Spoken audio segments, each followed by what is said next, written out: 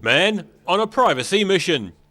Operations Director at the Methodist mission, John Crawford-Smith, says they spent the better part of 7 months studying how government departments and non-government organisations, or NGOs, use the Privacy Act. He says there were a few surprises. What we found was there was a bit of a disconnect where some of the organisations were saying, yes, we're doing this well, and some of the practitioners, the people that are working with clients, were saying, well, I don't really feel that I've had the right amount of training, or haven't had training, or there are cases where I don't know what to do. Crawford-Smith says one of the more interesting things they learned was how the Privacy Act and tangata whenua work together.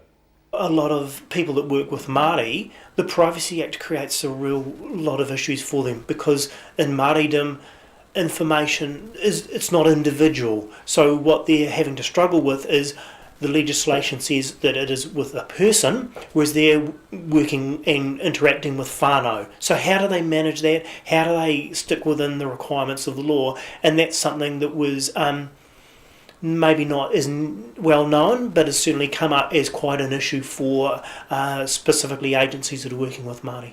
He says, as with many pieces of legislation, the Privacy Act isn't written in plain language, which is something the Methodist mission has worked to fix.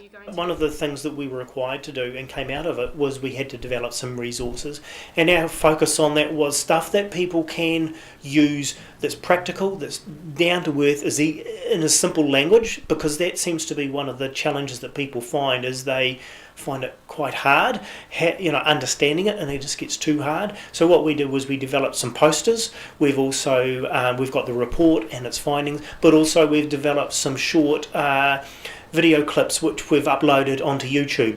He says resources like these YouTube videos are available on the Methodist Mission's website.